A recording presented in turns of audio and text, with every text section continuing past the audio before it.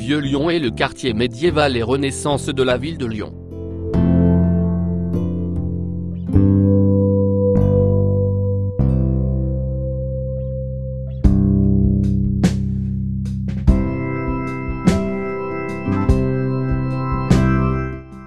Il est situé en bordure de Saône, au pied de la colline de Fourvière, en rive droite de la Saône.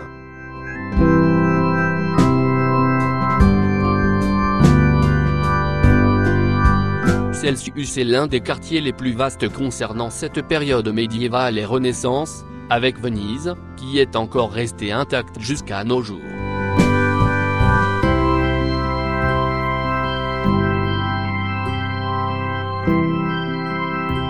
L'ensemble du Vieux-Lyon s'étend au bas de la colline de Fourvière, sur 30 hectares, compte 500 immeubles, 3000 logements, et 7000 habitants.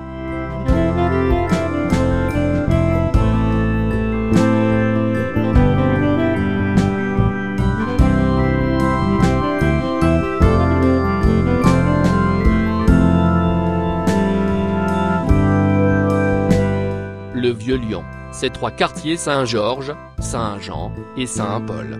Le quartier Saint-Georges constituait autrefois l'extrémité sud de Lyon et communiquait avec l'extérieur par le biais de la porte Saint-Georges, aujourd'hui détruite.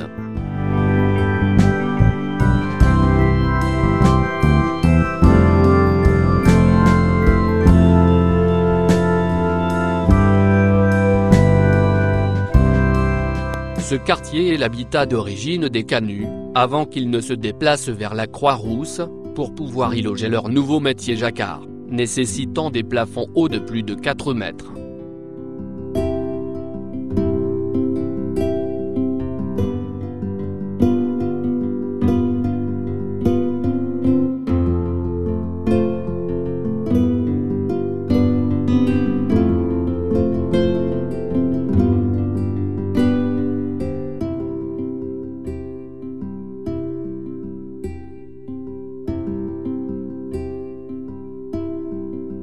Saint-Jean est le quartier le plus connu, avec la primatiale Saint-Jean. Surnommé le Petit Paris, c'est également le quartier le plus touristique du Vieux-Lyon. Son artère principale est la rue Saint-Jean, traversant le quartier jusqu'au quartier Saint-Paul.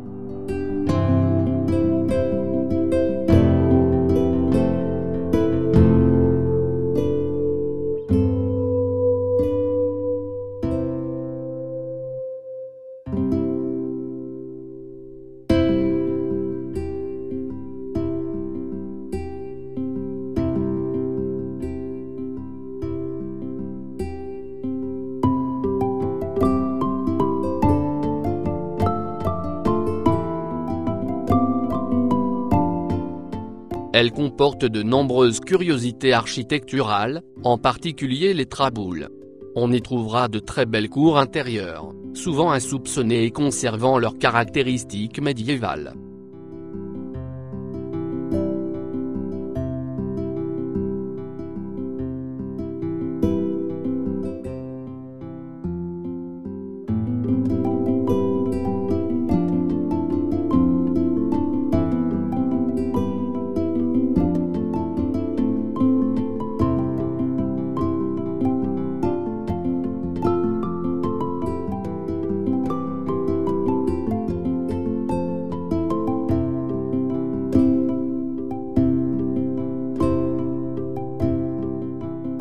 Ce quartier est essentiellement piétonnier, il permet d'agréables balades. Dans ce quartier se trouve la place du Petit Collège, et l'ensemble Gadagne. Magnifique édifice Renaissance classé monument historique, il abrite le musée d'histoire de Lyon, ainsi que le musée des arts de la marionnette.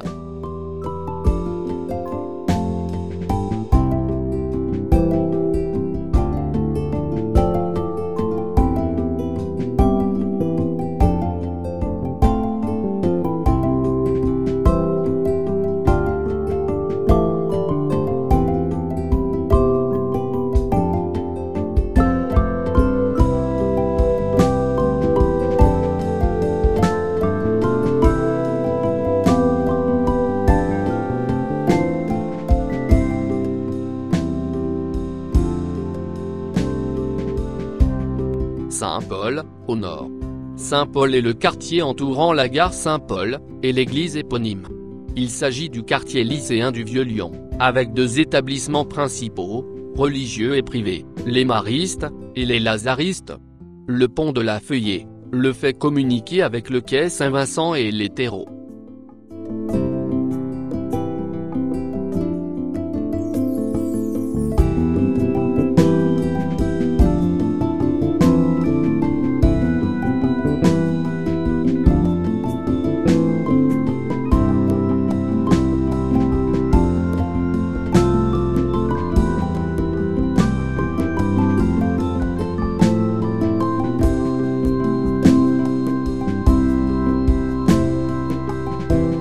Ce quartier subit une importante mutation à la fin du XIXe siècle avec la construction de la gare Saint-Paul.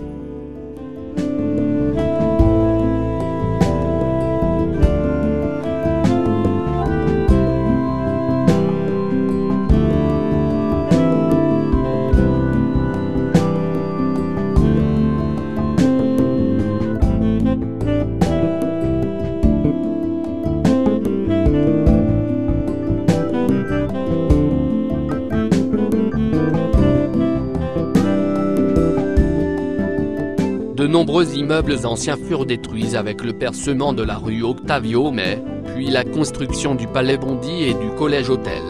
Ce quartier fut mis en scène dans le film de Bertrand Tavernier L'Horloger de Saint-Paul dont le magasin se situait rue de la Loge, tout juste à côté de la rue Juiverie, qui tient son nom du fait que les Lyonnais d'obédience judaïque occupaient ce quartier au Moyen Âge.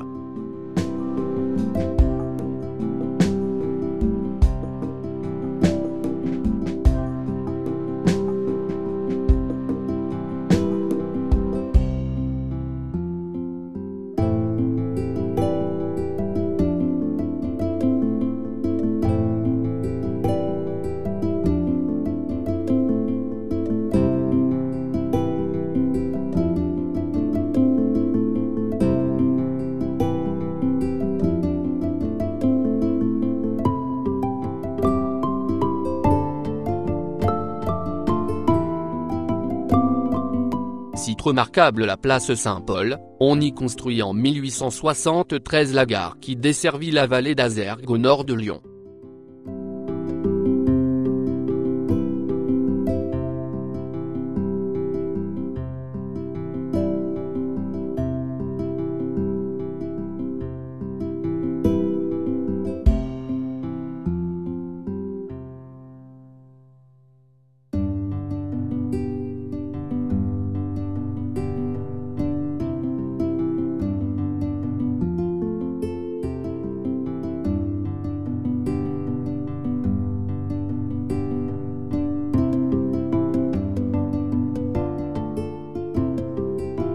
L'église Saint-Paul a subi les aléas du temps.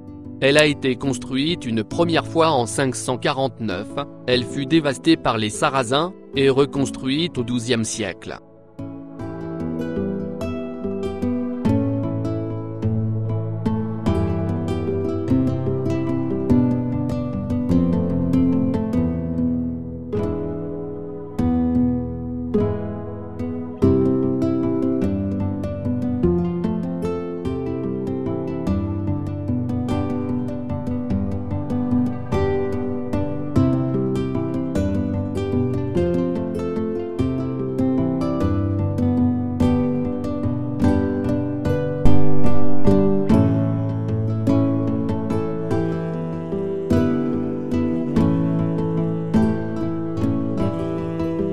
Une flèche et le portail néo-gothique furent ajoutés en 1875-1877. Elle possède un lanterneau roman réparti en 2 dômes octogonaux au sommet de l'édifice.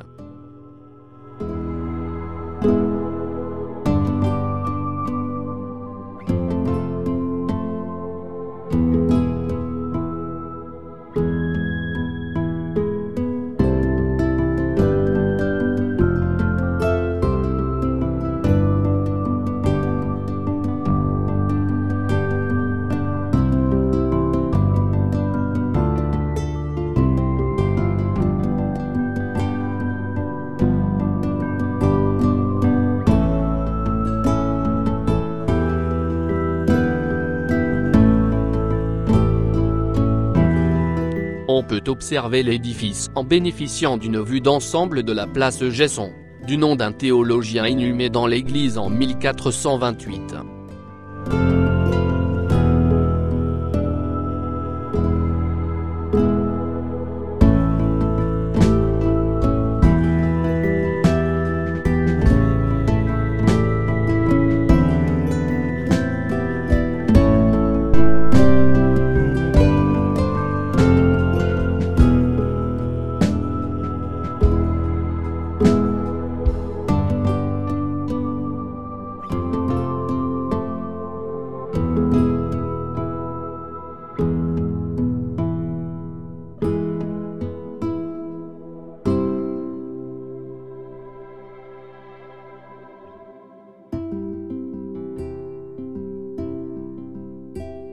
Sur la place se trouve la maison Mourguet, où le créateur de Guignol y monta des spectacles.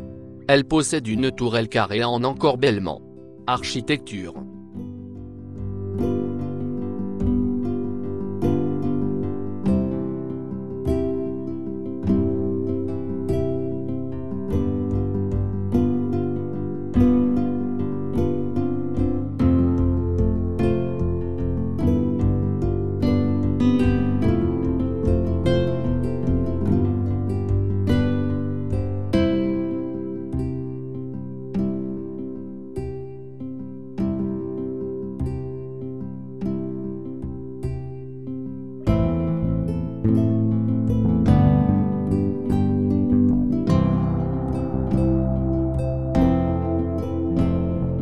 Le quartier est classé dans la liste du patrimoine de l'humanité établie par l'UNESCO. L'architecture du Vieux Lyon dépend, à partir de la Renaissance, de Florentin formant la cour qui accompagna Catherine de Médicis, lors de son mariage avec le second fils du roi de France François Ier.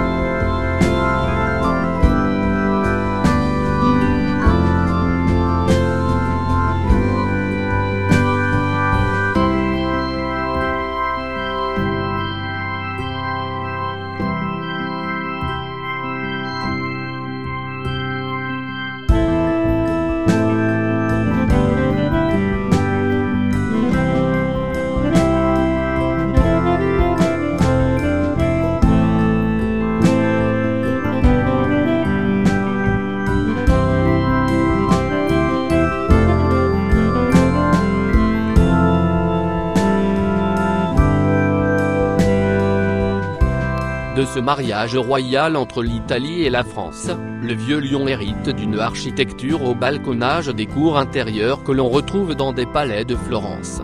Un vrai parfum méridional d'Italie se dégage de ces ruelles bordées de façades colorées, boutiques d'artisans, bouchons lyonnais.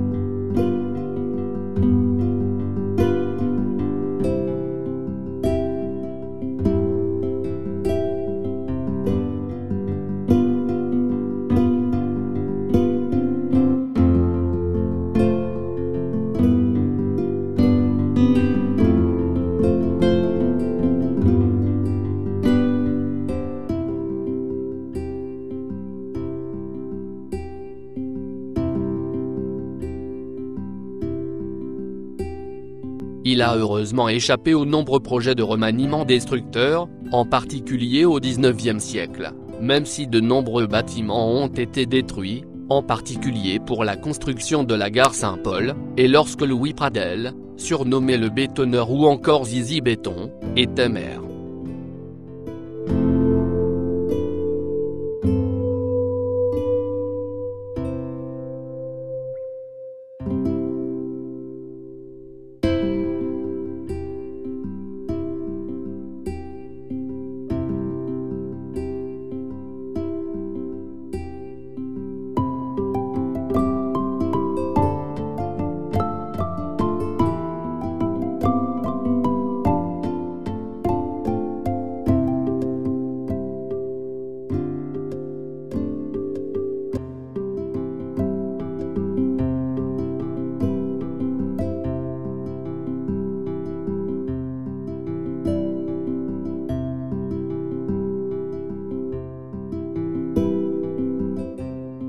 Vieux-Lyon est le premier quartier de France à faire l'objet d'une opération programmée d'amélioration de l'habitat, financée par l'Agence nationale d'amélioration de l'habitat.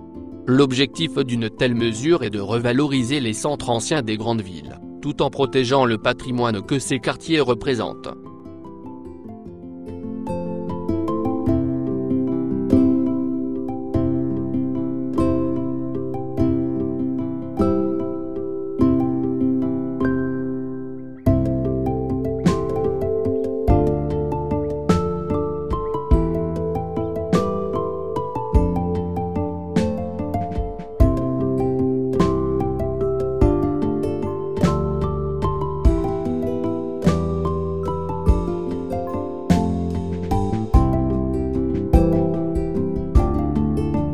Traboules. Les traboules sont des passages entre les immeubles qui permettent de rejoindre deux rues. Elles sont habitées et donnent toutes sur une cour intérieure, où des habitations sont accessibles. Le mot traboule serait issu d'un verbe trabulare, contraction en latin vulgaire d'un hypothétique transambulare, composé de trans à travers, et ambulare se promener, et qui signifie passer à travers.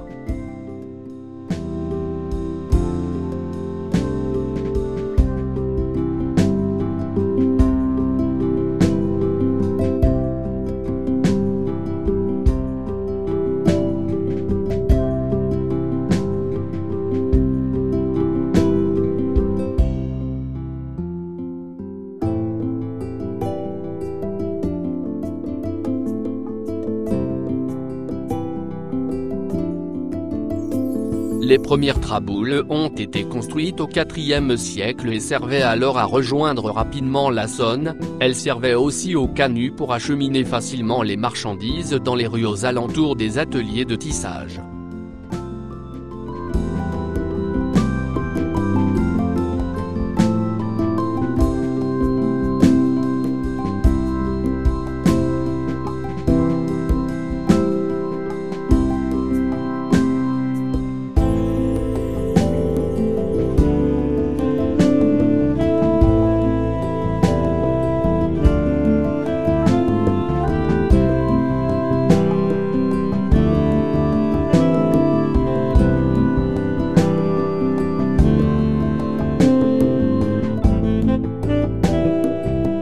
De nos jours, certaines traboules se visitent. Une quarantaine d'entre elles sont gratuitement ouvertes au public dans le cadre d'accords passés entre la commune et les particuliers.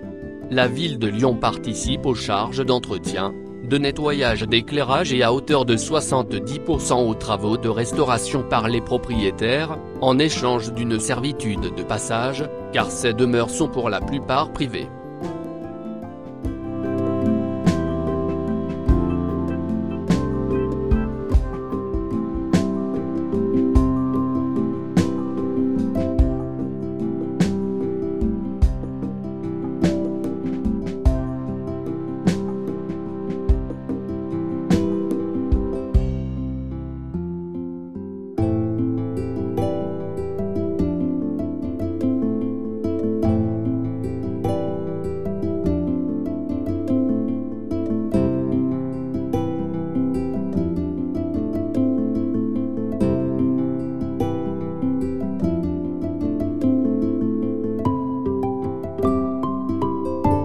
L'association La Renaissance du Vieux-Lyon. La Renaissance du Vieux-Lyon est une association loi de 1901, qui a été créée en 1946. Dans les années 1960, elle s'est formellement opposée au projet du maire Louis Pradel, qui projetait de raser une partie du Vieux-Lyon, alors jugée insalubre, pour y construire une voie express. Mais la forte mobilisation de l'association d'une part, et la décision de la création du premier secteur sauvegardé français par André Malraux, 1962, à Lyon, ont eu raison des plans de Louis Pradel.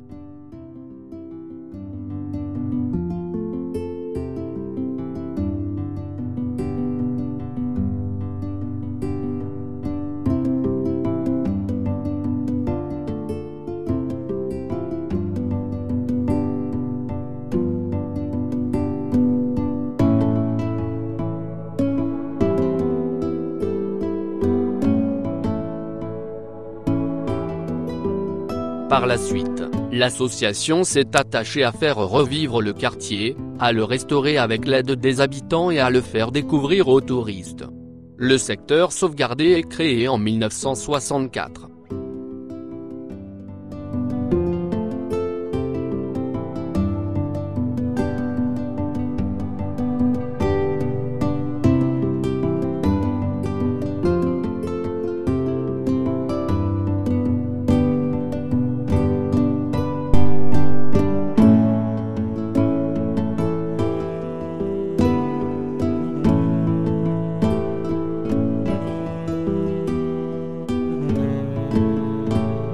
Aujourd'hui, la Renaissance du Vieux-Lyon, aussi appelée Hervéle, travaille à la préservation et à la mise en valeur du patrimoine dans le Vieux-Lyon, mais aussi dans la métropole. Elle veille également au bon déroulement de la vie du quartier et joue le rôle de bureau d'information auprès des touristes, des habitants, des étudiants et des chercheurs. L'association a inspiré d'autres collectifs de même type, comme Renaissance du Vieux-Limoges, à Limoges, créé en 1973.